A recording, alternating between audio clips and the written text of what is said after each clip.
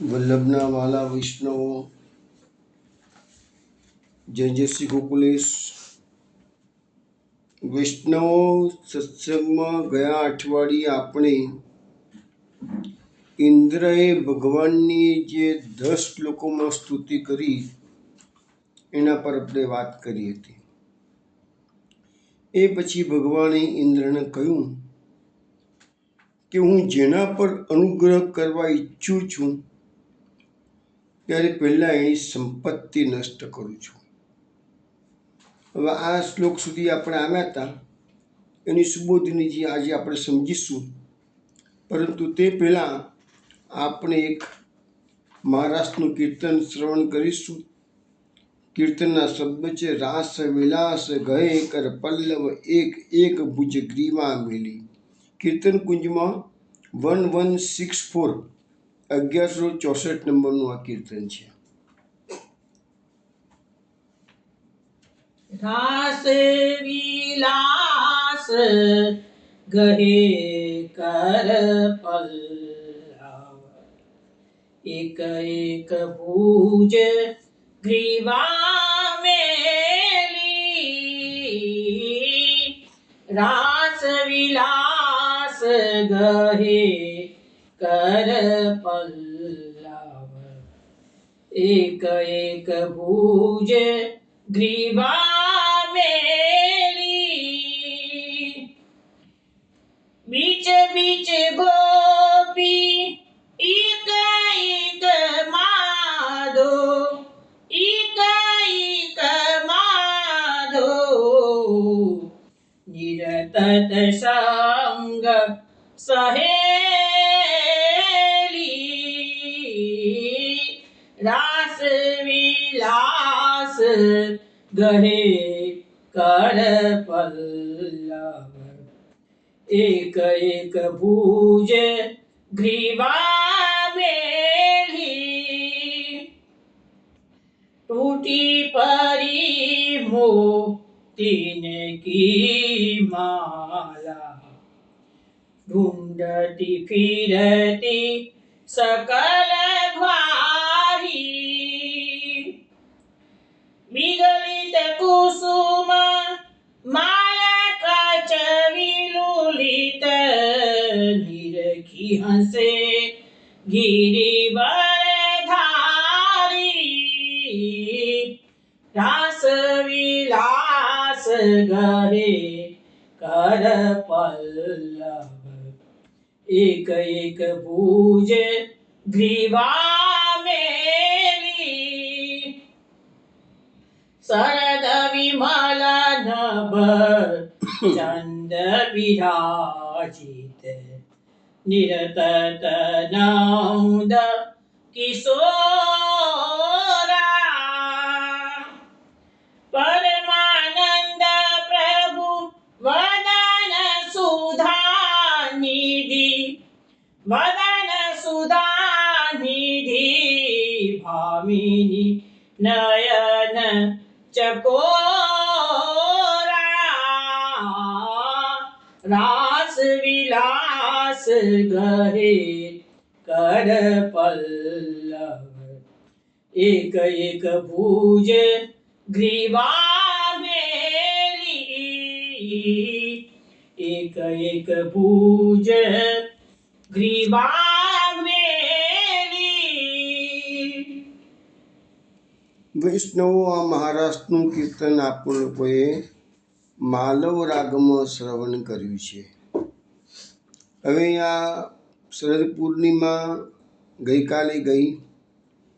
એ વખતે ભગવાને મહારાષ્ટ્ર કર્યો હતો, 6 મહિનાની રાત્રિ કરી હતી. એ લીલા વ્રજમંડળમાં જે લોકોએ નવકોશી પરિક્રમા કરી છે ત્યાં ખબર છે ચંદ્ર સરોવર આવે છે. તે ચંદ્ર સરોવર પર મહારાષ્ટ્ર થયો હતો. એ ચંદ્ર સરોવર પર 6 મહિના સુધી સતત ચંદ્રના કિરણો પડ્યા, માટે સરોવરનું નામ પડ્યું ચંદ્ર સરોવર. આજે પણ એ જગાઓ છે જ.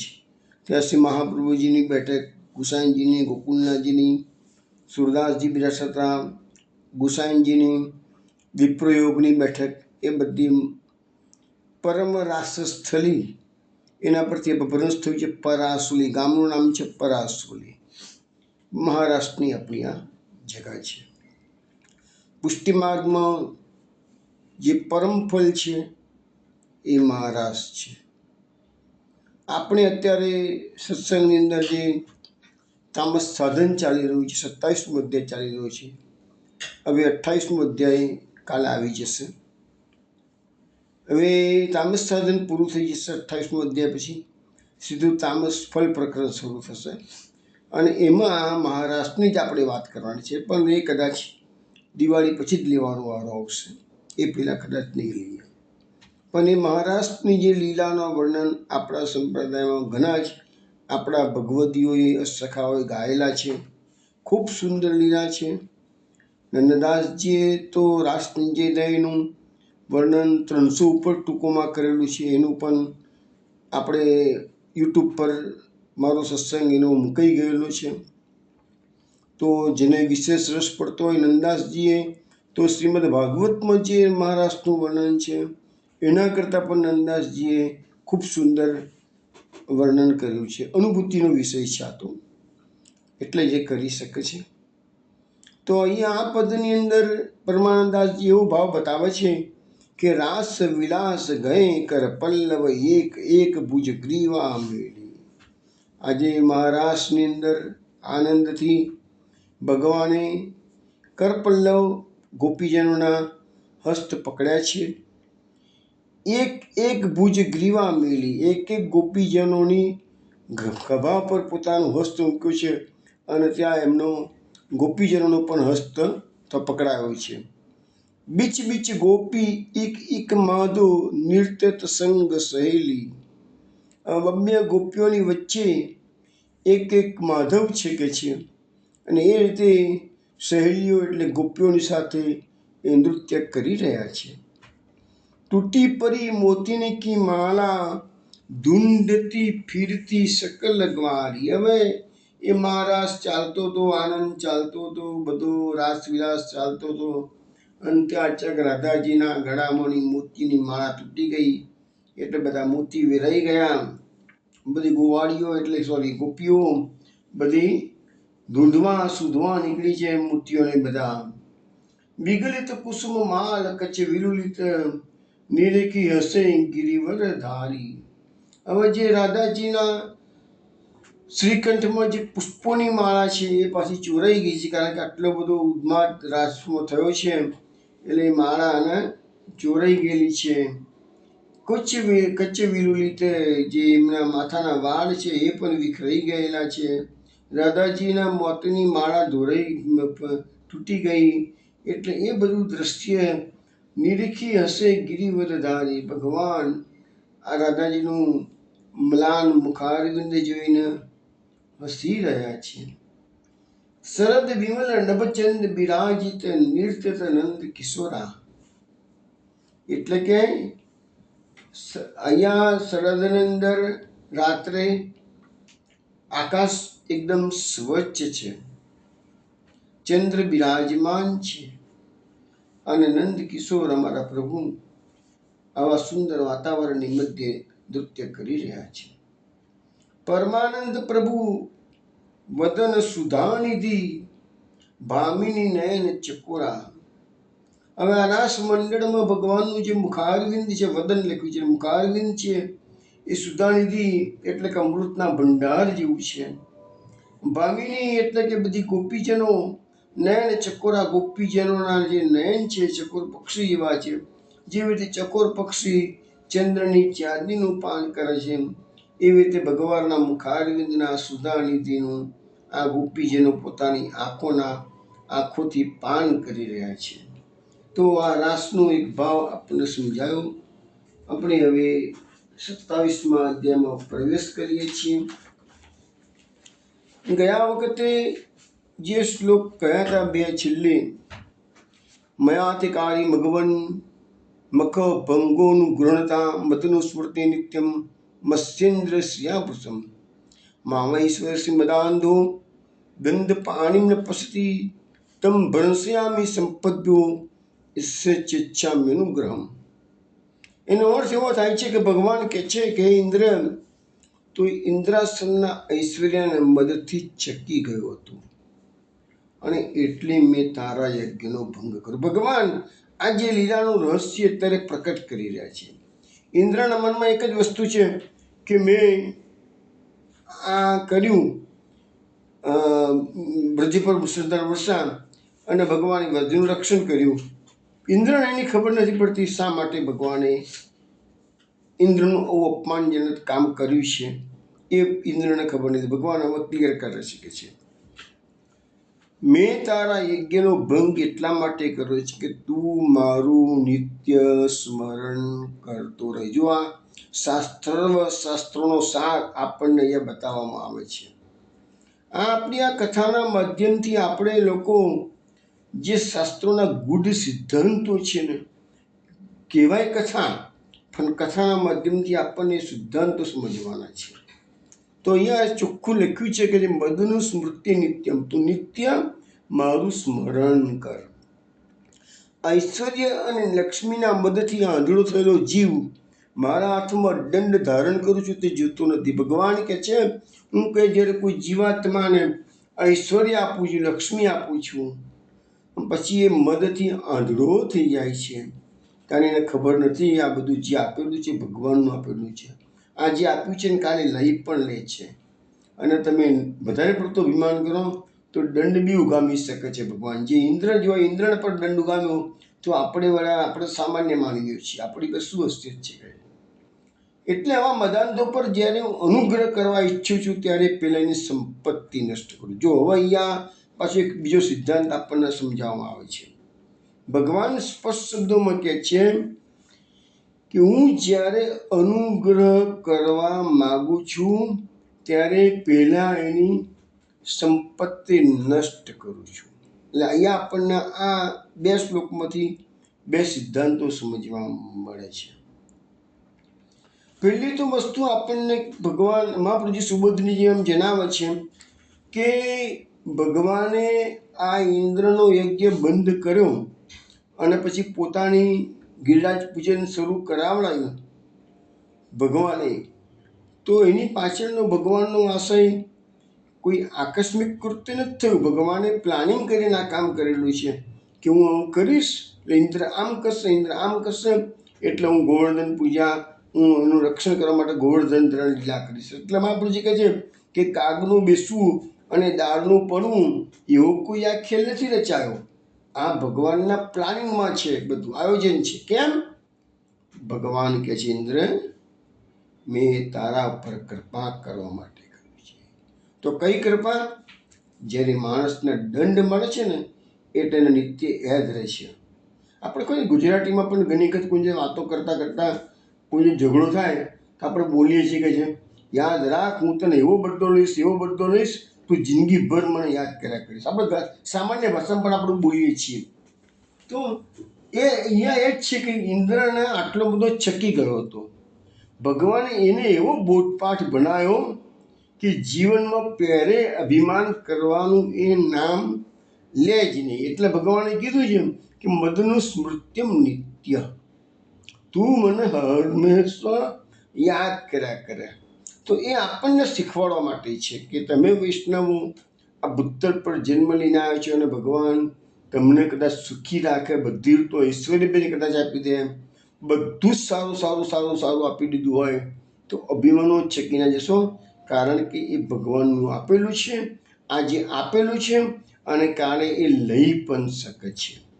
તો એ જે કંઈ બી છે એની કૃપા, તમને સુખ મળે છે, દુઃખ મળે છે, એ બધું જ એનું કૃપાનો પ્રસાદ માણીને સ્વીકારી લેશો તો તમે ક્યારેય ચકી જશો નહીં. એટલે ભગવાનનું આપેલું છે એમ માનીને તમે એનો ઉપભોગ કરશો તો એનું સ્મરણ નિત્ય રહેશે. તો એની પ્રસાદી માનીને તમે એનો ભોગ કરો.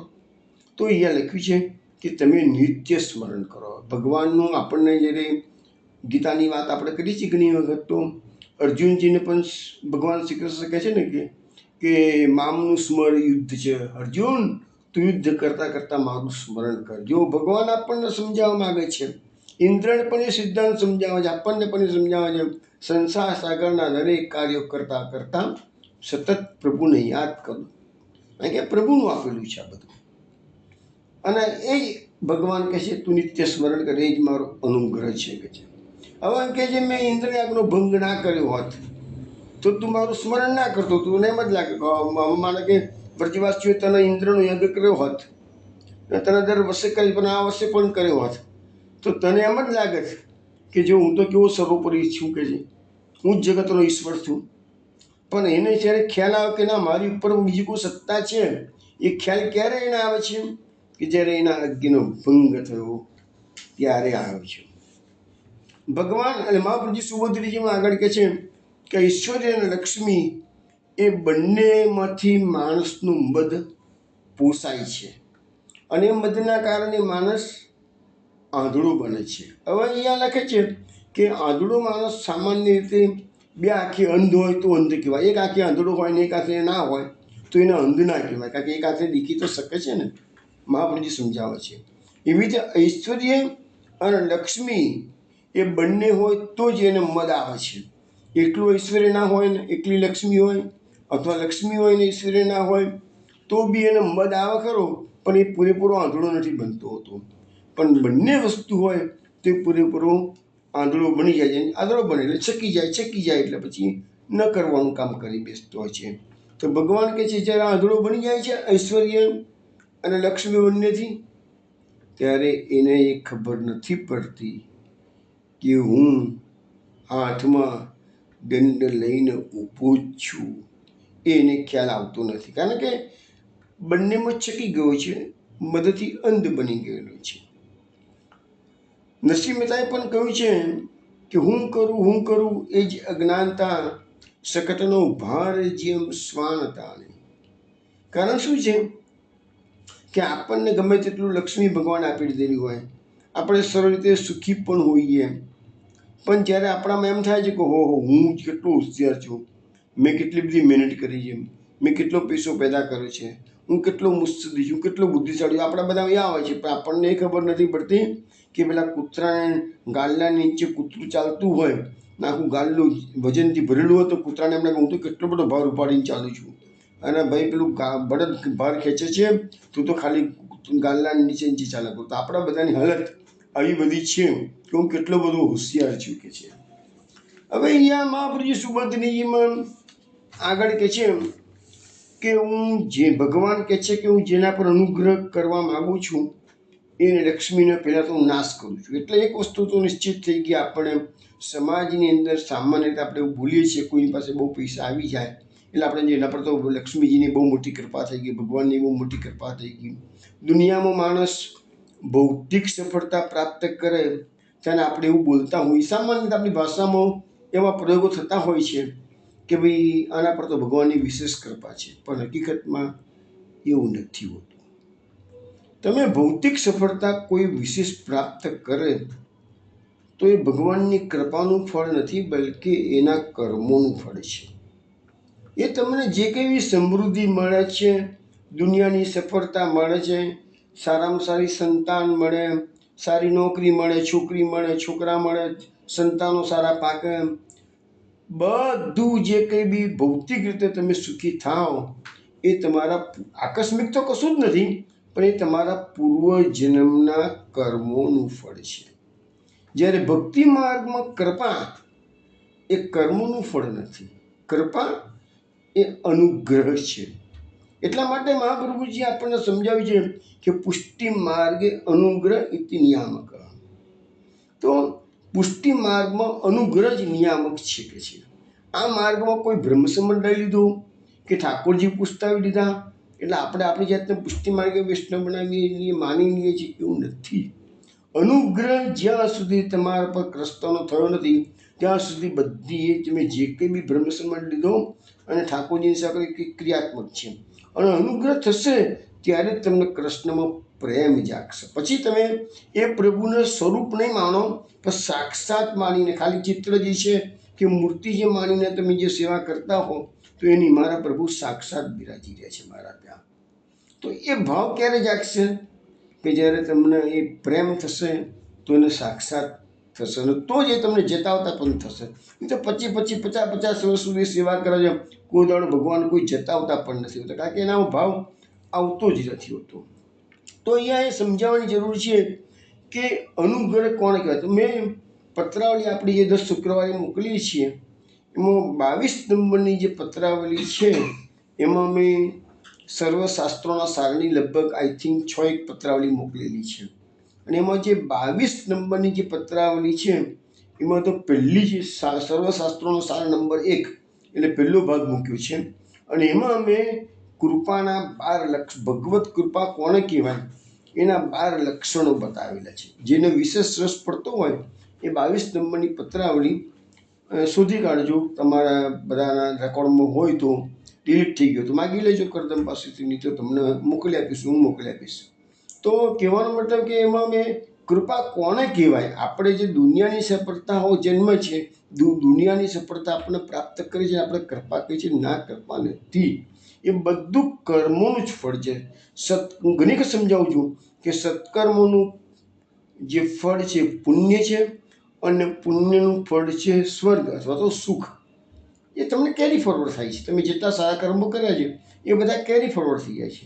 અને એની સામે ઘણી વખત લોકો એમ બી કહે છે કે મેં આટલો માણસ પાપ કરે છે તો આટલો બધો સુખી કેમ છે અને ભક્તિ કરનારા બહુ દુઃખી છે. પણ ભક્તિનું ફળ સુખ કે દુઃખ છે જ નહીં, આપણે સમજવામાં ભૂલ થઈ જાય છે. એટલે આપણે બધા ખોટા સમીકરણો મૂકી દઈએ છીએ. અને જે લોકો બહુ ખોટા કર્મો કરે છે છતાં સુખી છે એનો અર્થ એવો નથી થતો તમે એવું સમીકરણ ના મૂકી શકો કે ખોટા કર્મથી સુખી થવાય છે. ના, ખોટા કર્મ કરનારા પૂર્વજન્મમાં કોઈ સારા કર્મો કરે હશે એટલે એમને આ જન્મમાં એને ઐશ્વર્ય સંપત્તિ વગેરે મળ્યું છે. પણ એ સમય બી નીકળશે અને જે કર્મોનો દંડ તો ભોગવવો જ પડે છે. આપણે સામાન્ય રીતે બોલીએ છીએ ને કે ભગવાનના ઘેર દેર છે પણ અંધેર નથી. ના, એ પણ ખોટી વાત કરી છે. ભગવાનના ઘેર દેર પણ નથી અને અંધેર પણ નથી. ભગવાન દરેકને યોગ્ય સમય એની લાયકાત પ્રમાણે આપતા જ હોય છે. એમાં અંધેરનો બી સવાલ નથી આવતો અને દેરીનો પણ સવાલ આવતો નથી. હવે આ જે ભગવાન અનુગ્રહ કરવા માગે એને પહેલાં લક્ષ્મીનો નાશ કરે છે એની થિયરી શ્રીમદ ભાગવતમાં અહીંયા તો ઇન્દ્રના ચેપ્ટરમાં તો બહુ આપી નથી આપણને, પરંતુ 88મો અધ્યાય અને સુદામા ચરિત્રમાં એની થિયરી સમજાવવામાં આવી છે. હું તમને અત્યારે સમજાવું જ છું થોડી વારમાં જ.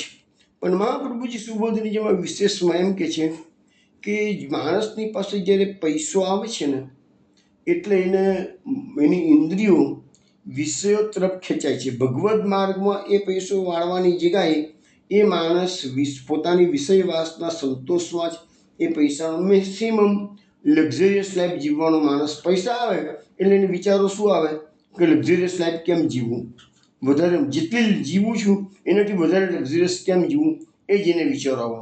એ ભગવાન માર્ગમાં એ પૈસો ભગવાને આપેલો છે અને ભગવાનના માર્ગમાં ખર્ચું એવા વિચારો કરનારા જૂજ લોકો બહુ જ ઓછા લોકો હોય છે. એટલે લખે છે મહાપ્રભુજી કે વિષયોમાં ચિત્ત જાય એટલે વિષયોથી બુદ્ધિનો નાશ થાય. અને એવું લખ્યું છે કે જેવી રીતે તોફાની પવનમાં દીવો સ્થિર રહેતો નથી એમ એવા લોકો લક્ષ્મી તો ચંચળ છે જ અને જેની પાસે વધુ પડતી લક્ષ્મી ગઈ છે એ વિષયાસક્ત બની જશે. એટલે એનું મન ચંચળ છે એટલે એ પણ ચંચલતા કારણ કે લક્ષ્મી ચંચલ છે એનું મન પણ ચંચલ થઈ જવાનું. એટલે એનું જે સ્થિરતા હોવી જોઈએ એ સ્થિરતા ઇવન ભગવાન માર્ગમાં ગયેલો હોય અને જો ભગવાન એને વધારે પડતા પૈસા આપી દીધા હોય તો ભગવાન માર્ગમાંથી પણ એ હટી જાય છે પણ પૈસા છોડવા તૈયાર નહીં થાય. પૈસાનો ભોગ પહેલાં કરશે અને ભગવાન માર્ગને બાજુમાં મૂકશે. પછી ખોટા સમીકરણો મૂકે છે લોકો કે જો ભગવાનની કૃપા છે એટલે તો આટલો પૈસો ભગવાને મને આપ્યો શીખે છે, અમે ભગવાનની ભક્તિ કરી છે એટલે જ પૈસા આપ્યો. ના, ભગવાનની ભક્તિનું કારણ નથી એ જે કારણ છે સત્કર્મનું પરિણામ છે જે પૂર્વ જન્મમાં કર્યા છે કે ઇવન આ જન્મમાં પણ કરેલા હોય. તો અહીંયા લક્ષ્મી ચંચલ છે એટલે મન ચંચલ કરે છે એટલે એનું મન સ્થિર રહેતું નથી કે છે. એટલે ભગવાન કહે છે કે લક્ષ્મીના કારણે જ એનું મન જે સ્થિર રહેતું હતું ભગવાન માર્ગમાંથી ચલિત થઈ ગયેલું છે તો પહેલાં કે હું લક્ષ્મીનો નાશ કરી દઉં. એટલે ઓટોમેટિકલી મારા માર્ગમાં પાછું આવી જાય. તો આ કૃપા છે. આપણે એની એક્ઝામ્પલ લેવા જઈએ ને પુષ્ટિ માર્ગમાં તો રાણા વ્યાસ છે. આપણે બધાને રાણા વ્યાસની કથા ખબર છે. ગોધરાના વતની હતા, પરમ શાસ્ત્રજ્ઞ હતા, પંડિત હતા. ગોધરાના બધા પંડિતોને જીતી લીધેલા, અભિમાનમાં ચીકી ગયેલા. મારા જેવો કોઈ જ્ઞાની નથી, મારા જેવો કોઈ શાસ્ત્રી નથી. ગયા કાશી, કાશીના વિદ્વાનોને જીતવા ગયા. હવે જો કાશીના વિદ્વાનોને પહેલી મિટિંગમાં જીતી લીધા હોત એમને, તો એમનો જે અભિમાન છે, મદ છે, એ પોસાતો. હવે જો એ રાણા વ્યાસ પર મહાપ્રભુજીની કૃપા થવાની હશે માટે એ પહેલા ધડાકે કાશીના પંડિતો સાથેના શાસ્ત્રાર્થમાં એ હારી ગયા. જો આ તમે ઇન્દ્રનો જેવો કિસ્સો છે ને, એવો જ પુષ્ટિ માર્ગમાં કિસ્સો એપ્લિકેબલ છે. હું તમને સમજાવું છું. રાણા વ્યાસ હારી ન ગયા હોત તો એમના મદનું પોષણ થાત. એમનો મદ જે હતો એનાથી આસમાન પર વળી જતો. હો હું તો કાશીના પંડિતોને પણ જીતી શકું છું, મારા જેવો પંડિત તો જગતમાં કોઈ છે નહીં. એ પ્રકારની એની ભાવનાઓ જાગૃત થાય. એટલે અલ્ટિમેટલી પ્રભુ માર્ગમાં એ વળી શકત જ નહીં. પરંતુ ભગવાને શું કર્યું? એને પહેલા જ રાઉન્ડમાં હરાવી દીધો. એટલે એનું અપમાન થયું. ઇન્દ્રનું અપમાન થયું હતું, એવી રીતે રાણા વ્યાસનું અપમાન થયું.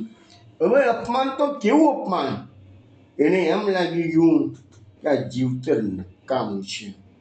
એટલે એના કરતો તો એનો આઘાત એટલો બધો લાગ્યો છે રાણા વ્યાસને કે જીવવા પણ માગતા હતા. એવું નથી કર્યું એને કે ના હું ભક્તિ કરું કે તપસ્યા કરું, સરસ્વતીની ઉપાસના કરું અને એને હું પ્રસન્ન કરું અને મહિને 2 મહિને 4 મહિને પાછો હું કાશીના પંડિતો જીતું, એવો ભાવ નથી આવ્યો. એનો ભાવ તો એટલું બધો ડિપ્રેશનમાં આવી ગયો હતો કે રાણા વ્યાસને આપઘાત કરવાનું મન થઈ ગયું. અને આપઘાત કરવાનું જે મન થયું, ભલે એના કુવિચારો હતા, પણ એ કુવિચારો બી એક કૃપા હતી. કેમ? તો આપઘાત કરવા એ જાય છે તો મણિકર્ણિકા ઘાટ પર એ જ વખતે શ્રી વલ્લભાચાર્યજી પોતાના સેવકો સાથે સંવાદ કરી રહ્યા છે, સત્સંગ કરી રહ્યા છે. કૃષ્ણાસ્મેકન પ્રશ્ન પૂછી રહ્યા છે કે કૃપાનાથ, કાશીનું મરણ વખણાય, ગંગાજીનું મરણ વખણાય, તો કોઈ વ્યક્તિ ગંગાજીમાં ડૂબીને આપઘાત કરીને મરી જાય તો કાશીમાં તો શું એનો ઉદ્ધાર થાય, એને મુક્તિ મળે? તો મહાપ્રભુએ ના પાડી.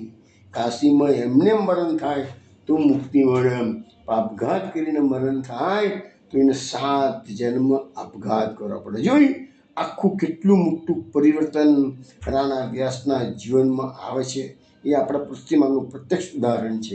ઇન્દ્રનું ઉદાહરણ તો ભાગવતમાં છે, પરંતુ આપણા વાર્તા સાહિત્યમાં જે ઉદાહરણો મળે છે એ પણ ક્યારેક ક્યારેક સમજાવતું રહું છું.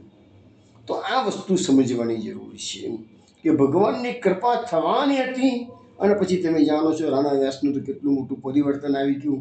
મહાપ્રભુજી એના માટે સ્પેશિયલી ચતુશ્લોકી તૈયાર કરી છે અને એને પછી મહાપ્રભુજીની કૃપાથી ત્રિવિધ તાંબૂળ મહાપ્રભુજી આપ્યું છે.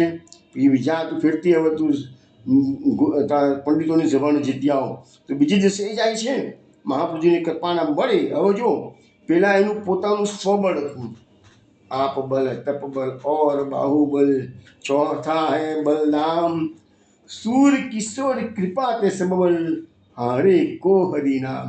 અગાઉ લડવા ગયા હતા શાસ્ત્રાર્થ કરવા, રાણા વ્યાસ સ્વબળે આપ બલ હતું. અત્યારે લડવા ગયા છે શાસ્ત્રાર્થ કરવા, કૃપાના બળે ગયા છે. મહાપ્રભુજી ચરવિત તાંબુલની કૃપા કરી છે. સરસ્વતીનો મહાપ્રભુજીની કૃપાથી સરસ્વતીનો એના હૃદયમાં પ્રવેશ થયો છે અને એ જે 2 દિવસ પહેલાં હારી ગયો છે એ જ રાણા વ્યાસ બધા પંડિતોને ક્ષણવારમાં જીતીને લઈ આવે છે. કેમ? કૃપાનું બળ. એ કૃપા જ કૃપા. પુષ્ટિ માર્ગમાં એટલે તો મહાપ્રભુજીએ કહી લીધું છે પુષ્ટિ માર્ગમાં અનુગ્રહ નિયામક છે. આ મુખ્ય સિદ્ધાંત મહાપ્રભુજીનો છે કે અનુગ્રહ વિના તમે આ માર્ગમાં પ્રવેશ નહીં કરી શકો. ઘણા લોકો અમને કહે છે ભાઈ અમારા પર અનુગ્રહ નથી, આવું અમને કોઈકને કોઈ કિનારા નીકળે છે, નથી નીકળતા. હું તમે કહીએ છીએ તો ભાઈ દુઃખ કર્યું છે તમે? ભાઈ તમે એમ કહો તમારા પર કૃપા છે એટલે તમને આ બધું ફાવે છે, એમને નથી ફાવતું, અમારા પર કૃપા નથી કહે છે. તો અમે કહીએ છીએ તમને કૃપા નથી, પણ કોઈ દાડે એવું દુઃખ વ્યક્ત કર્યું છે ભગવાનની જોડે કે પ્રભુ મારા પર તું કૃપા ક્યારે કરીશ? તો તમને દુઃખ જ નથી તો ભગવાન કૃપા ક્યાંથી કરવાના? આપણને થોડું થાય કે ભગવાન ત્યાં જીવ વિખરો પડી ગયો છે, હજારો વર્ષોથી ભટક્યા કરે છે, આપણને સંસારના રાગ દ્વેષ ઈર્ષામાં ફસાયેલા છીએ, આપણને સંસારની સારી સારી જે નઠારી વસ્તુ સારી છે આધ્યાત્મિક માર્ગમાં એ આપણને સારી લાગે છે સંસારી માણસોને, પછી ભગવાનની કૃપા કઈથી થવાની છે?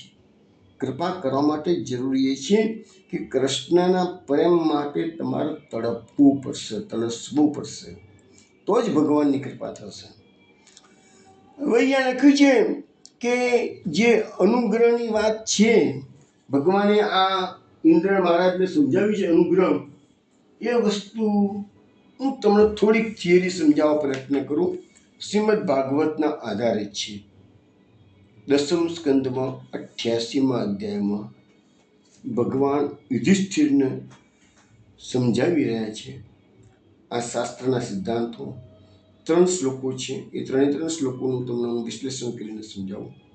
આ થિયરી વૈષ્ણવ જરા સમજવા જેવી છે, ધ્યાન રાખીને સાંભળશો તો જ તમારા મગજમાં ઉતરશે. આપણા મગજમાં જે ઘર કરી ગયું છે ને કે બહુ પૈસા મળે કૃપા કહેવાય, તો આ થિયરીમાં તમને એને જવાબ મળે છે.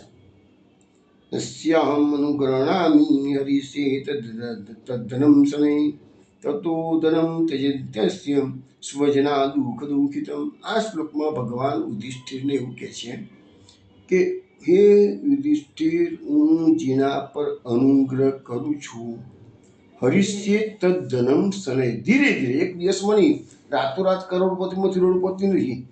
પેલા શેર બજારના જેવું લોટરી લાગી ગયું નહીં કે રાતોરાત રોડમાંથી કરોડપતિ બની જાય અને સટ્ટામાં હરી જાય તો કરોડપતિમાંથી રોડપતિ બની જાય, એવું નથી. અહીંયા શને શબ્દનો પ્રયોગ કરો. શને એટલે ધીરે ધીરે ધીરે ધીરે એનું ધન હરી લઉં છું. તતો ધનમ ત્યજંતસ્ય, હવે એ વ્યક્તિ અધન બની ગયો, નિર્ધન બની ગયો છે, તો એના જે સ્વજનો છે એને ત્યજી દે છે, અને એનું જે દુઃખ છે, પૈસા ગયાનું દુઃખ તો છે જ, એમાં પાછા સ્વજનો ત્યજી ના દે તો સ્વજનો કમસે કમ એની જોડે ગેરવર્તાવ કરે છે. આપણે ગુજરાતીમાં કહે છે ને કે નાના વગરનો નાથિયો નાની નાથા લાલ. પૈસા હોય તો લોકો કહે હું નાથાલાલ શેઠ આવ્યા, નાથાલાલ શેઠ આવ્યા, અને પૈસા જતા રહ્યા બિચારો ગરીબ બની ગયો હોય, નુકસાની ગઈ હોય ધંધામાં કોઈ કારણસર, તો કહે આ પેલો નાથિયો આવ્યો, જો નાથિયો આવ્યો પેલો, એમ કહેશે. તો આ આપણા સમાજની તાસીર છે. તો અહીંયા ભગવાન સમજાવે છે કે એના સ્વજનો પણ એને ત્યજી લે અથવા તો એને નીચી દ્રષ્ટિએ જોશે, એટલે કે ઉતરો અમલદાર કોળીનો, એના જેવી સ્થિતિ થઈ જાય છે ઘણી વખત. પછી બીજા શ્લોકમાં કહે છે સતદા વિથુદ્યોગો નિર્વિન્નસ્યા ધનેહાયા મત પરે કૃત મૈત્યસ્ય કરીશે મધનું ગ્રહમ. ભગવાન આ બીજા શ્લોકમાં એમ કહે છે હવે એ માણસને એક વખત પૈસા પાત્ર હતો, પૈસા એના ધીરે ધીરે ધીરે ધીરે ઓછા થઈ ગયા અથવા તો ભગવાને હણી લીધા છે, એટલે એને શું થશે, એનો જે અંદરનો આત્મવિશ્વાસ છે અથવા તો એનો જે સ્વમાન છે ગવાશે. એ સ્વમાન ગવાય એટલા કારણે શું થશે, એ માણસ બમના વેગથી પૈસા મેળવવા માટે પ્રયત્ન કરશે. આ થિયરી સમજવા પ્રયત્ન કરો. બમના વેગથી એ પુરુષાર્થ કરશે, પૈસો ગયો કે આમ પાછો લઈ આવું, મહેનત કરીશ, મારામાં તાકાત છે કમાવાની.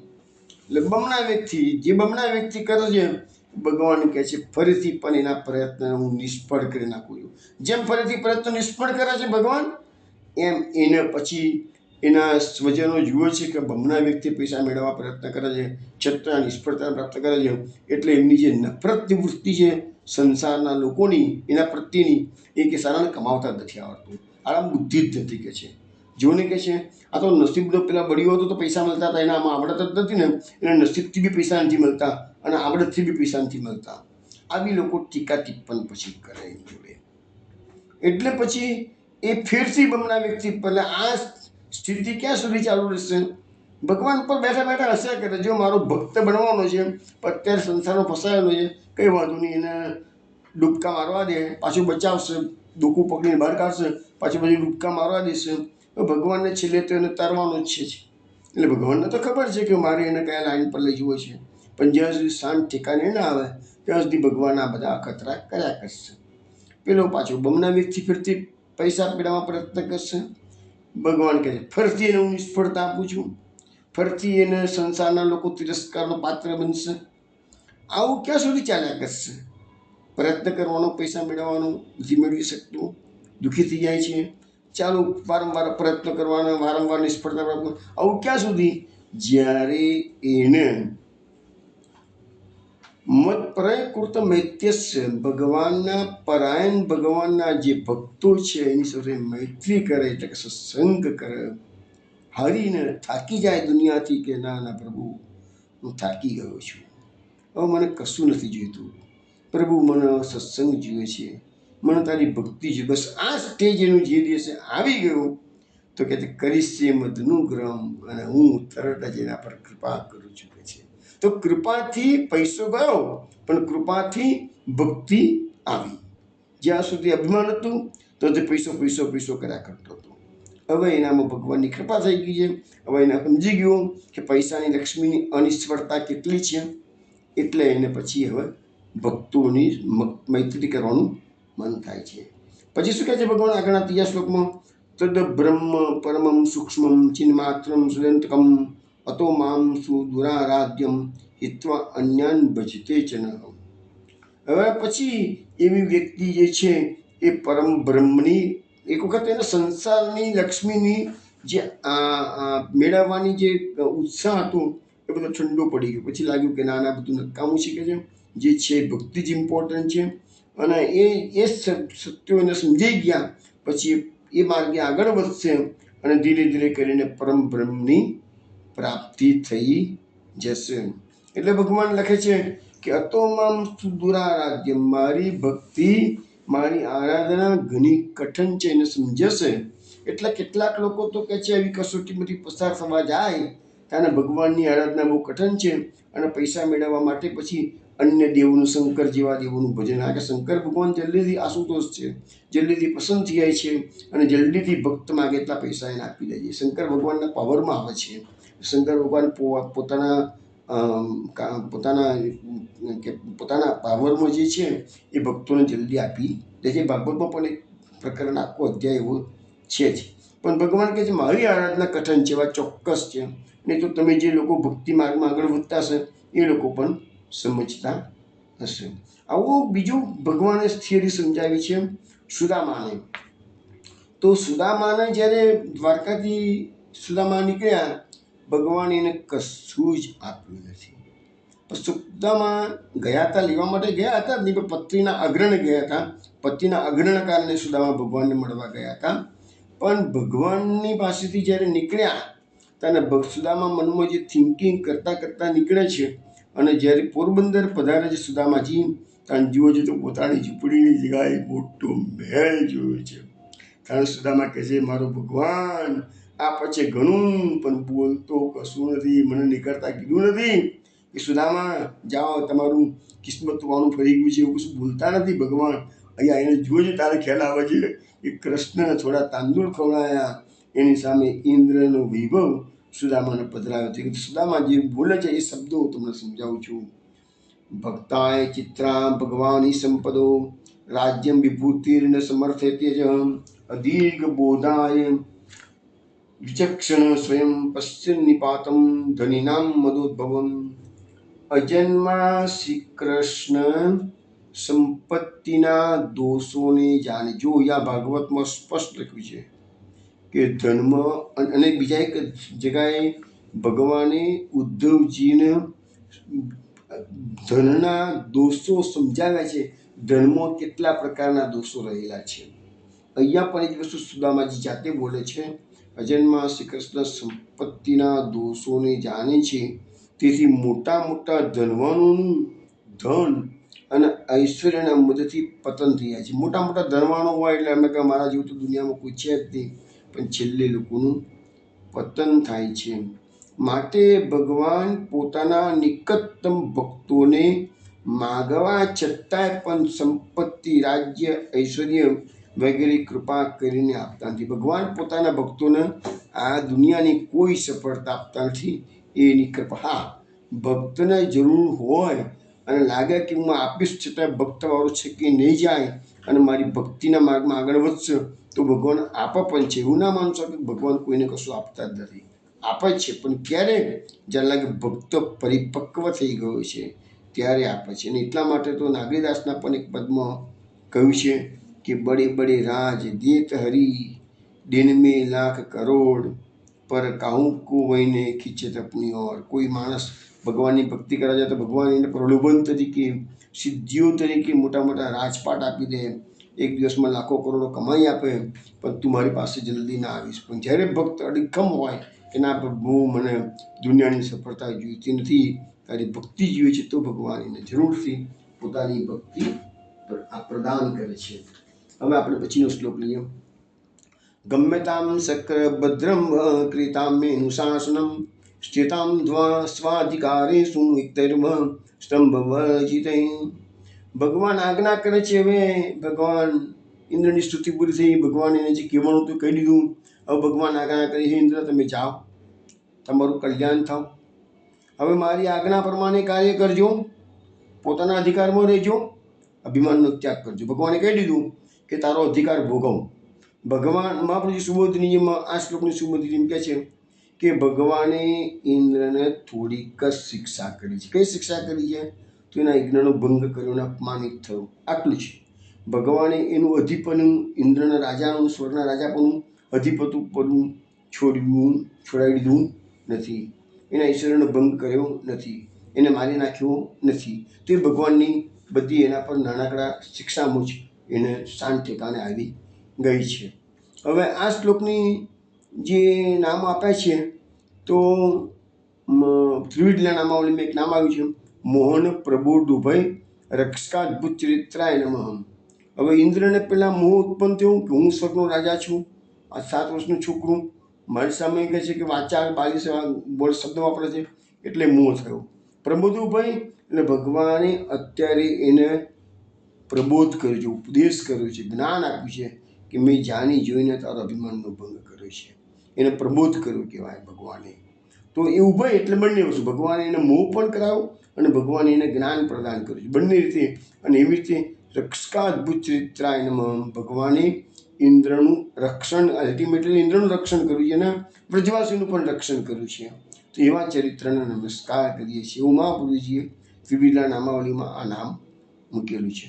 બીજું મહાપુરુષજી એમ સમજાવે છે કે ઇન્દ્ર દ્વારા સર્વ લોકપાળોની ભગવાન આજ્ઞા કરે છે. તમે તમારા ઇન્દ્રને તો કહ્યું છે ભગવાને, પણ ઇનડાયરેક્ટલી એ બધા લોકપાલોને કહે છે. ઇન્દ્ર એક લોકપાલ છે, એવા બધા અનેક લોકપાલો છે જે જીવને પોતાના અધિકારમાં ભગવાને પોતાના અધિકારી તરીકે નિયુક્ત કર્યા છે. બધાને સમજાવવા માગે છે કે તમે તમારા અધિકારમાં રહેજો, અભિમાન કરજો નહીં, કારણ કે તમારી ઉપર કૃષ્ણ બિરાજમાન છે, ધ્યાનમાં રાખજો. જો તમે ઇન્દ્ર જેવા, ઇન્દ્રના સ્વર્ગના રાજાને પણ જો ભગવાન સીધા કરી શકે છે, તો બીજા લોકપાલોને પણ ભગવાન સીધા કરી શકે છે.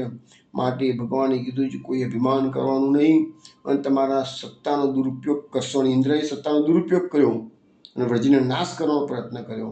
તો એવું ભગવાન બધા લોકપાલોને કહે છે, તમે ક્યારેય એ પ્રકારનું કરશો નહીં અને મારી આજ્ઞામાં રહી અને દીનતાપૂર્વક તમે તમારા અધિકારોનો ભોગ કરો કે છે. દીનતા એ શબ્દ પણ અહીંયા મહાપુરુષ વાપર્યો છે.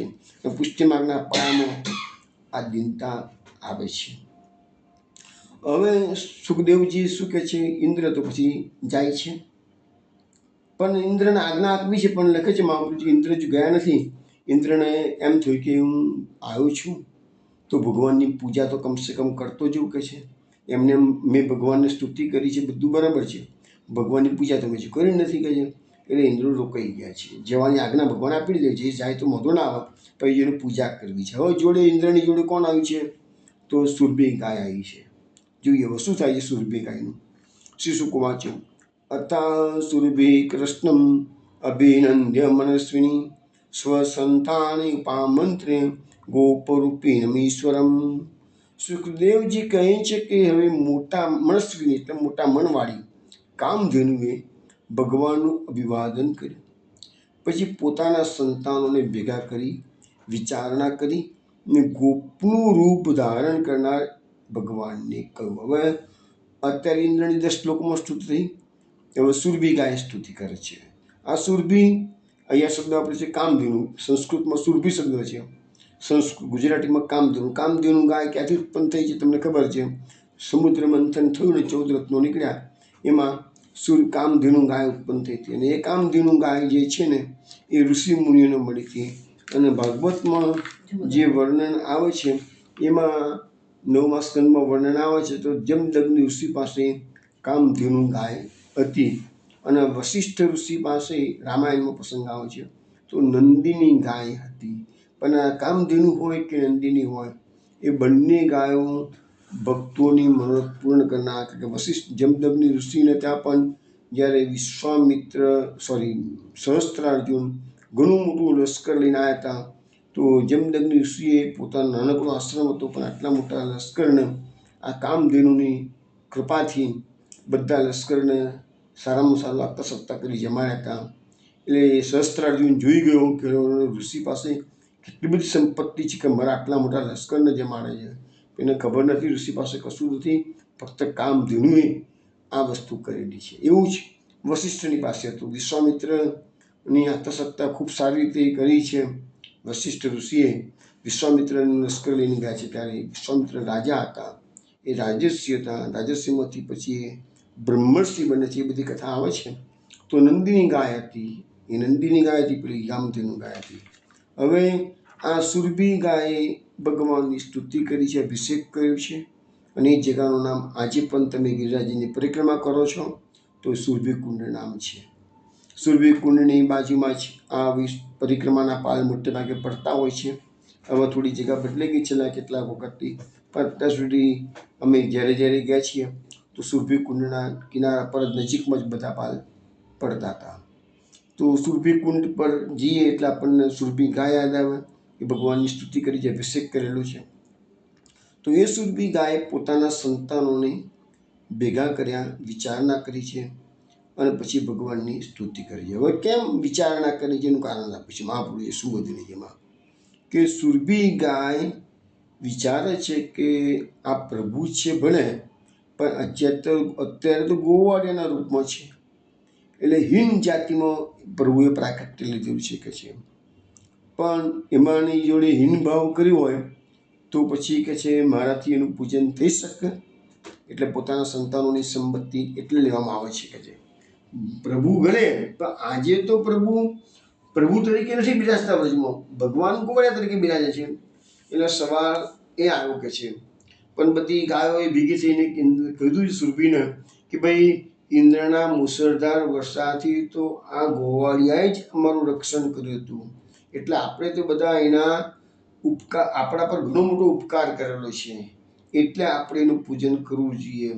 એટલે પછી સુરભી ગાય ભગવાનનો અહીંયા અભિષેક કરે છે કે છે. પછી બીજી વસ્તુ એમ બતાવેલી છે કે ઇન્દ્રએ તો આપણા પર ઉપકાર કર્યો જ નથી, તો ઇન્દ્રની પદવી હવે ઇન્દ્રની પાસેથી લઈ લો કે છે. હવે ગાયને શું કહે છે કે ઇન્દ્રની પદવી એટલે આપણો ઇન્દ્ર કોણ? તો આ શ્રી કૃષ્ણ છે. એટલે એને હવે આગળ વાત આવશે જ કે ગોવિંદ નામ ભગવાન ધારણ હવે કરશે. એ ગોવિંદ નામ જે નામ છે એ ઇન્દ્ર અને આ સુરભી ગાય બધા ભેગા થઈને આપે છે કે ઇન્દ્રનું. એટલે મહાપુરુષજી સુબોધનીજીમાં જે નામ આપેલું છે એ નામ છે ઇન્દ્રધેનુ સ્તુતિ પ્રાપ્ત ગોવિંદેન્દ્રાભિધાનવાન. એટલે ઇન્દ્ર અને ધેનુ એટલે કે સુરભી ગાય એ બંનેએ સ્તુતિ કરી છે. અને પછી ભગવાનને ગોવિંદ અને ગોવિંદના પણ ઇન્દ્રનું વિધાનવાન એટલે એને નામાધિપાન એટલે એવું નામ એમને પ્રકટ કરાવ્યું છે. ભગવાનને ગોવિંદ નામ અહીંયા આપેલું છે. એટલે એ જે જગ્યા છે ગોવિંદાભિષેક જે ભગવાનનો થયો છે એ જગ્યાનું નામ છે ગોવિંદકુંડ. અને ઐરાવત આથી પોતાની સુંદમાં સ્વર્ગમાંથી આકાશગંગાનું જળ લઈને આવ્યા હતા. એ ભગવાનનો જે અભિષેક કરેલો છે એ જગ્યાનું નામ છે ઐરાવત કુંડ. આજે પણ વ્રજમાં બધી જગ્યાઓ છે. તમે ગિરિરાજની પરિક્રમા કરો તો આ બધું તમને અન્યોર જાય પછી 1 by 1 આ બધું અંદરના ભાગમાં તમે જાઓ એટલે ગોવિંદ કુંડ આવશે, અને આ બધા હેરાવત કુંડ આવશે, સુરભી કુંડ આવશે, અપ્સરા, પછી અપ્સરાઓ તેથી સ્વર્ગમાંથી ઇન્દ્ર લઈને આવ્યો છે. અપ્સરાએ જ્યાં ગાળે નૃત્ય કર્યું છે એ જગ્યાનું નામ છે અપ્સરા કુંડ છે. તો અપ્સરા કુંડ પણ નજીક, નવલ કુંડ પણ છે. એટલે બધા કુંડો નજીક વચ્ચે બધું જ. પણ તમે જ્યાં હતા એક એક પરિક્રમા કરતા કરતા જો દિવસના યાત્રા કરી હોય તો આ બધા કુંડોના દર્શન થાય. અને પેલા તો બધા કુંડે આચમની કરતા હતા, અને હવે તો કમસે કમ આપણે એને હાથજોડ કરવાની આ બધા કુંડોમાં જઈને, અને જળનો છંટકાવ કરવાનો. પણ ચોખ્ખું ચોમાસામાં જાઓ તો આ વખતે ઘણો વરસાદ હતો, તો અત્યારે ચોખ્ખા જળ હોય તો આચમની કરી શકાય, નહીં તો પછી ના કરી શકાય. પણ એને માન આપવાનું છે, ના સંકોચવાનું નહીં એમ. તો અહીંયા સુરભી ગાયે બધા સંતાનોને ભેગા કરીને કીધું છે કે ઇન્દ્રએ આપણા પર ક્રોધ બહુ કર્યો છે. એટલે આપણે હવે ઇન્દ્ર માનવું નથી. આપણા ઇન્દ્ર કોણ? તો આ કૃષ્ણ આપણા ઇન્દ્ર કે છે. પછી સુરભી ગાયે સ્તુતિ શું કરી છે કે છે? તો કૃષ્ણ કૃષ્ણ મહાયોગીન વિશ્વાત્મન વિશ્વસંભવ ભવતાલોકનાથેન સનાથા વયમ ચ્યુતમ ત્વમ ન પરકમ દૈવમ ત્વમ ન ઇન્દ્રો જગત્પતે ભવાય ભવ ગો વિપ્ર દેવાનામ એ ચ સાધવ. હવે અહીંયા સુરભી ગાય જે સ્તુતિ કરે છે એમાં કૃષ્ણ કૃષ્ણ 2 વખત બોલે. ભાગવતમાં એમાં ઘણા શ્લોકો છે કૃષ્ણ કૃષ્ણ, એટલે એક માનવાચક અને ભારપૂર્વક કહે છે કૃષ્ણ કૃષ્ણ, હે કૃષ્ણ હે કૃષ્ણ. આપણે સામાન્ય રીતે કોઈને બોલાવતા હોઈએ તો અરે ભાઈ એમ 2 વખત બોલીએ છીએ કે નથી બોલતા એમ. આજે તમે મહાભારતની સિરિયલ જોઈ, એમાં તમે જોજો જે એ લોકોનો જે સંવાદ રાઇટર હશે એ B.R. ચોપરાનો, એને અમુક વાક્યો ભીષ્મ પિતામહ હોય કે વિદુરજી હોય એની જોડે ડબલ વખત રિપીટ કરાવડાયા છે. તમે જોજો એ સિરિયલમાં ઘણા વાક્યો એ લોકો રિપીટ કરેલા છે. તો એ રિપીટ કરવાનો અર્થ શું છે? એ જ ભારપૂર્વક કહેવા માંગે છે અમે આમ જ કરીશું એમ. તો એ કૃષ્ણ કૃષ્ણ એટલે કૃષ્ણ અમે તમને ભારપૂર્વક કહીએ છીએ. મહાયોગી, તમે તો મહાયોગી છો. વિશ્વાત્મન, આખા વિશ્વના આત્મા છો. વિશ્વ સંભવ એટલે તમારામાંથી આ વિશ્વની ઉત્પત્તિ થયેલી છે. ભવતાલોકનાથેન સનાતા વયમ ચ્યુતમ, એટલે તમે તો આખા લોકના નાથ છો કે છે. અને અમે તમને લોકનાથને અમારા નાથ તરીકે મેળવીને અમે સનાથ થઈ ગયા છીએ કે છે. વયમ ચ્યુત, અમે લોકો એ અચ્યુત, અમે અત્યારે સનાથ થઈ ગયા છે. હવે આવો ભગવાનની જોડે સનાથ થયા છે એવું કોણ કે છે? તો દ્વારકાવાસીઓની સ્તુતિ આપણે વર્ષો પ્રથમ સ્કંદમાં જોઈ હતી, યાદ હોય તો. અહો સનાતા ભવતા અસ્મેદ્વયમ ત્રવિશ્ચ પાનામ દૂરદર્શનમ. તો એ વખતે દ્વારકાવાસીઓ શ્રી કૃષ્ણ શું કહે છે? પ્રભુ તમે ઘણા વખત પછી દ્વારકામાં પધાર્યા છો, હવે અમારો વિરહ શાંત થયો અને અમે તમને પ્રાપ્ત કરી અને સનાથ થયા છીએ. તો વૈષ્ણવ આપણી બે પુષ્ટિ માર્ગમાં આ જગતમાં આવ્યા છે, અને પ્રભુની પ્રાપ્તિ જ્યાં સુધી ન થાય તો આપણે અનાથ. પણ પ્રભુની પ્રાપ્તિ થઈ જાય, પ્રભુ કમસે કમ પ્રભુની સેવા પર પધરાવી હોય તો પણ આપણે સનાથ થઈ ગયા કહેવાય. કારણ કે આપણો નાથ આપણા ઘરમાં બિરાજે છે કે છે. તો એ નાથનો શબ્દનો પ્રયોગ તો ગોપીજનો પણ કહે છે, હે નાથ હે રમાનાથ વ્રજનાથાર્થિનાશન. તો ઉદ્ધવજી જ્યારે વ્રજમાં ગયા છે અને ગોપીજનો એને પોતાનો જે વિરહ પ્રકટ કરતા કહે છે, હે નાથ એટલે અમારા નાથ, હે રમાનાથ એટલે લક્ષ્મીનાથ, વ્રજનાથાર્થિનાશનમ એ તો પ્રભુ તમે તો વ્રજના નાથ છો અને બધા દુઃખોનો નાશ કરનારા છો. તો એક જ શ્લોકની અંદર 3 વખત ગોપીજનો ભગવાનને નાથનું સંબોધન કર્યું છે. એટલે ભગવાન આપણા બધાના સ્વામી છે, આપણા નાથ છે. ત્વમ નઃ પરકમ દૈવમ, તમે જ અમારા પરમ દેવ છો. સુરભી ગાય કે છે ત્વમ ન ઇન્દ્રો જગતપતિ, તમારા સિવાય બીજો કોઈ ઇન્દ્રને અમે જાણતા નથી. હવે જગતપતિ, તમે જગતના પતિ છો, અને પેલા ઇન્દ્રને કહી દીધું કે અમારા સ્વામી તમે જ છો અને તમે જ અમારા ઇન્દ્ર છો કે છે. ભવાય ભવ ગો વિપ્ર દેવાના એ છે સાધવ, એટલે કે છે ગાયો, બ્રાહ્મણો અને દેવોનું તમે રક્ષણ કરનારા છો કે છે. ભગવાને અત્યારે જે ઇન્દ્રની મુસળધાર વરસાદથી બધાનું રક્ષણ કર્યું, એમાં આખા વ્રજમંડળો બધાનું રક્ષણ થયું. એમાં ગો વિપ્ર અને દેવોનું તો ના કહેવાય, પણ દેવોનું કેવી રીતે કહેવાય? તો તો ભાઈ ઇન્દ્રનું અલ્ટિમેટલી તો રક્ષણ જ કર્યું છે. ઇન્દ્રનો અભિમાનનો નાશ કર્યો એટલે એનું એક જીવતદાન મળી ગયું ને. અને આગળ સુબોધજીમાં મહાપુરુષજી લખે છે કે ભગવાને એમ કીધું છે કે તને સદૈવ હવે આ યાદ રહેશે કે મેં આવું કર્યું હતું, મારા સત્તાનો દુરુપયોગ, કારણ કૃષ્ણએ મને સીધો કર્યો હતો, એટલે ઓટોમેટિકલી તમને સ્મરણ થશે. તમને ખબર હશે કે સ્મરણ ભક્તિ આપણી જે નવધા ભક્તિમાં સ્મરણ ભક્તિ શ્રેષ્ઠ કહેવામાં આવે છે. કેમ? તો ભગવાને ગીતામાં એનો જવાબ આપ્યો છે કે અંતકાલે છે મામેવ સ્મરણ મુક્તવા કલેવરમ યહ પ્રયાતિ સમમદ્ભાવમ યાતિ નાસ્ત્રત્ય સંશય. અર્જુન, જે અંતકાળે મારું સ્મરણ કરતો કરતો દેહ છોડે છે તે મને જ પામે છે, એમાં તું કોઈ શંકા કરીશ નહીં. એટલે સ્મરણ ભક્તિ જ સર્વશ્રેષ્ઠ છે. એટલે તો આપણને સમજાવવામાં આવે છે આપણે જગતના બધા જ કાર્યો જે કંઈ આપણી ફરજમાં આવે છે એ કરવાના જ છે. ફરજમાંથી મુક્ત થવાનું આપણા માટે શક્ય જ નથી, કારણ કે જે નિર્માણ કર્યું છે ભગવાને એ કાર્ય તમારે કરવું જ પડે.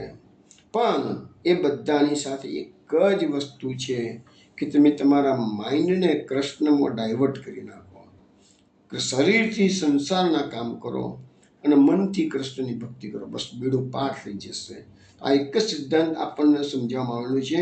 હવે આપણે સામાન્ય રીતે સમજીએ છીએ કે કોઈ વ્યક્તિને આપણે બહુ જ ગમતી હોય તો આપણે એને વારંવાર યાદ કરીએ છીએ, પણ સાથે સાથે કોઈ આપણું દુશ્મન હોય અને આપણું બગાડતું હોય તો પણ આપણે એને એટલો બધો યાદ કરીએ છીએ. અને ઘણી વખત તો આપણા મિત્ર કરતાં આપણે દુશ્મનને વધારે કરીએ. કોઈ માણસે તમને ગાળ દીધી છે અથવા તો તમારું અહિત કામ, તમારું નુકસાન થાય એવું કોઈ કામ કર્યું છે, એટલે તમારા મનમાં કેવો ક્રોધ જન્મે, સારું સીધું જ કરું, એ આવશે મારી સામે એટલે હું સીધો કરી નાખીશ કે છે. અને તમે રાત દિવસ એ તકની રાહ જોતા જ હોય છો કે ક્યારે તક મળે અને એને સીધો કરવું, એને હેરાન કરવું. બરાબર છે? તો તમે અનાયાસે પણ તમારા મિત્ર કરતાં તમારા દુશ્મનને, વેરીને વધારે યાદ કરો છો. દાખલા તરીકે શિશુપાલ, કંસ, આ બધા કૃષ્ણને સતત યાદ કરતા હતા, ઉદ્ધાર થઈ ગયો. તો આપણને દસમ સ્કંદના 87મા અધ્યાયમાં આ થિયરી સમજાવવામાં આવે છે કે ભગવાનની ભક્તિ કરો તો બહુ ઉત્તમ છે. ભક્તિ ના કરી શકો ને ભગવાનની સાથે તમે વેરભાવ રાખશો ને તો પણ ભગવાન તમારી ભક્તિનો સ્વીકાર કરે. જેવો એક શ્લોક છે, એ તો આવશે ત્યારે સમજાવીશું તમને.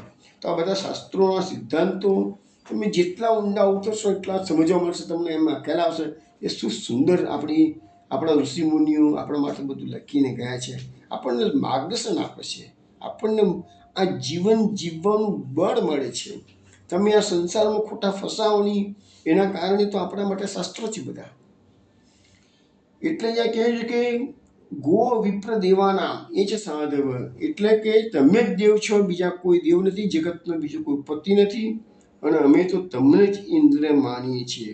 બીજું એ મહાપુરુષ સુબોધજીમાં એમ સમજાવ્યું છે કે કામધેનુ ગાય એટલા માટે પોતાના સનાટ કે છે કે આ ઇન્દ્ર જે છે ને એ તો અમને મારવા થોડી વાર પહેલાં આવી ગયો હતો કે છે, મારા સંતાનોને કે છે, પછી એને કોણ માને કે છે. બીજું, ઇન્દ્રને અમે માનીએ કે છે, પણ ઇન્દ્ર તો દર મન્વંતરો બદલાય છે, ભગવાન તો કાયમના અચ્યુત છે. ભગવાન પોતાના સ્થાનથી ચ્યુત થવાના નથી. ભગવાન તો ગોલોકના અધિપતિ રહેવાના જ છે. જ્યારે ઇન્દ્ર તો આજે છે ને કાલે બદલાઈ જવાનો. એક મન્વંતર પૂરો થયો એટલે ઇન્દ્ર ગયો, બીજો ઇન્દ્ર આવશે, ત્રીજો ઇન્દ્ર આવશે, ચોથો ઇન્દ્ર આવશે. તો પછી અમે શું કરવાની ચિંતા કરીએ? આવું બધી મહાપુરુષજી સુબોધજીમાં સમજાવે છે. હવે પછીનો શ્લોક છે, ઇન્દ્ર નસ્ત્વાભિષેક્ષ્યામો બ્રહ્મણાનુદિતા વયમ અવતીર્ણોસ્ય વિશ્વાત્મન ભૂમિર્ભારા પુનઃ. હે વિશ્વાત્મા, આપે ભૂમિનો ભાર દૂર કરવા માટે જ અવતાર લીધો છે. બ્રહ્માજીની પ્રેરણાથી અમે તમને અમારા ઇન્દ્ર તરીકે અભિષેક કરીશું. હવે આ સુરભિકાએ ભગવાનને સ્તુતિ કરતા કે છે કે ભગવાનનું અવતારનું કારણ તો આપણે અનેક વખત ચર્ચા થઈ ગઈ છે. તેમાંનું એક કાર્ય એવું છે કે ભૂમિનો ભાર ઉતારવા. ભગવાન આ સંસારમાં જન્મ લીધો છે તો આટલા બધા દુષ્ટો વધી ગયા હતા, તો એનો સંહાર કરવા માટે ભગવાન પધારે છે. પરંતુ અત્યારે સુરભી ગાય ભગવાનનો અભિષેક ઇન્દ્ર તરીકે નામ આપે છે, તો સુરભી ગાય એમ કહે છે અમે તો બ્રહ્માની પ્રેરણાથી આ કામ કરી શકીએ. તો એવું શું છે?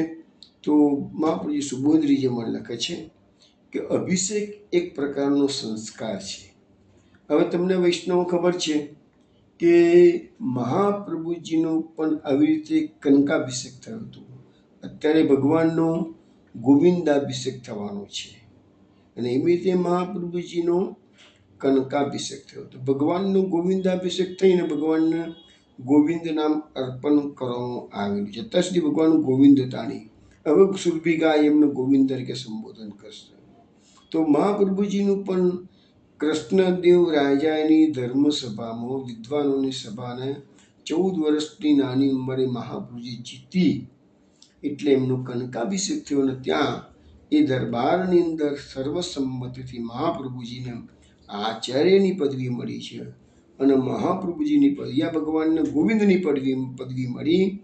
ઇન્દ્ર તરીકે અભિષેક કર્યો તો ત્યાં મહાપ્રભુજીને આચાર્યની પદવી આપવામાં આવી 14 વર્ષની ઉંમરના બાળકને. અને મહાપ્રભુ તરીકે પહેલી વાર સંબોધન કર્યું હોય વલ્ભાચાર્યજીને તો એ વિજયનગરના કૃષ્ણદેવ રાજાએ ત્યાં વિદ્વાનોની સર્વસંમતિથી. તો એ વસ્તુ છે કે અહીંયા પણ અભિષેક એક સંસ્કાર છે. મહાપ્રભુજી બતાવે છે અભિષેક વગર ભગવાન પણ ઇન્દ્ર કે પતિ થઈ શકતા નથી એવું પણ બતાવ્યું છે. હવે સુબોધરીજીમાં લખે છે કે ઇન્દ્રનો જે અભિષેક કરવાનો ભગવાનનો જે અધિકાર છે એ તો માત્ર બ્રહ્માજીને જ છે. કારણ કે બ્રહ્માજી જ ઇન્દ્રની પોસ્ટ પર પેલાને મુકાડે છે અને પેલાને બીજાને મૂકે છે. ભગવાનની ઈચ્છા જ થાય પણ બ્રહ્માજીનું એ કાર્ય છે. તો એને પોસ્ટ પર જેવી રીતે કોઈ રાષ્ટ્રપતિ હોય એ જ એને વડાપ્રધાન પદના સંસ્કાર શપથ લેવડાવવાના હોય તો રાષ્ટ્રપતિ પોતે જ શપથ લેવડાવે. પણ રાષ્ટ્રપતિ એને શપથ લેવડાવે તો જ એ વડાપ્રધાન પોસ્ટ ગ્રહણ કરી શકે છે. તો એવી રીતે બ્રહ્માજી જ એનો ઇન્દ્ર તરીકે અભિષેક કરે છે. તો પછી કહે છે કામધેનુ ભગવાનનો અભિષેક કેવી રીતે કરી શકે એવો જ પ્રશ્ન અહીંયા પૂછવામાં આવ્યો છે. તો મહાપ્રભુજીએ જ જવાબ આપેલો છે કે બ્રહ્માજીએ જ ઇન્દ્રનો અભિષેક કરવાની પ્રેરણા આ કામધેનુ આપી હતી. કેમ? તો ભગવાન તો આખા વિશ્વના સ્વામી છે અને આજે આખા વિશ્વના સ્વામી હોય એને કોઈ એવોર્ડ આપે. વડાપ્રધાન તરીકે નરેન્દ્ર મોદી છે અને વડોદરાનો કોઈ નાગરિક કે હું નરેન્દ્ર મોદીને ફલાણો એવોર્ડ આપવા માગું છું તો એ નરેન્દ્ર મોદીને હાસ્યાસ્પદ લાગે કે ના લાગે? યાર હું તો આખા ભારતનો વડાપ્રધાન, તું એક સામાન્ય નાગરિક છે, તું મને હું મોટું એવોર્ડ આપવા આવ્યો છું યાર. એને કોઈ ઇન્ટરનેશનલ લેવલનો એવોર્ડ મળતો હોય અથવા ભારત સરકાર તરફથી કોઈ એવોર્ડ મળતો તો બરાબર છે કે જેને લેવાનો આનંદ થાય. પણ સામાન્ય એવી રીતે બ્રહ્માજી તો સામાન્ય એક અધિકારી છે કૃષ્ણનો. તો અધિકારી પોતાના પ્રભુને કેવી રીતે આવો ઇન્દ્રનું પદ આપી શકે? પણ અત્યારે ભગવાન ગોવાળિયા તરીકે બિરાજમાન છે. ભગવાન પોતાની પોસ્ટમાંથી હાયર પોસ્ટમાંથી નીચલી પોસ્ટ પર ભગવાન અત્યારે આવી ગયા છે. એટલે નીચલી પોસ્ટ પર જે બિરાજમાન છે ત્યાં ભગવાનને એ ઇન્દ્ર તરીકે અભિષેક કરવાની પરમિશન બ્રહ્માજીએ સુરભી ગાયને આપેલી છે. માટે સુરભી ગાયે ભગવાનને આ અભિષેક કરેલો છે. હવે સુખદેવજી શું કહે છે આગળ? હવે શ્લોકો થોડાક જ રહ્યા છે ને કાલે આપણે આ અધ્યાય 27 પૂરો કરી અને 28મા અધ્યાયમાં કાલે પ્રવેશ કરીશું. 28મો અધ્યાય પણ ઘણો નાનો છે. એ કાલે ને પરમ દિવસ સુધીને લગભગ તો પૂરો થઈ જશે. ચલો વૈષ્ણવ, કાલે રાત્રે 8 વાગ્યા પછી આપણે મળીએ છીએ. ત્યાં સુધી જય શ્રી ગોકુલેશ.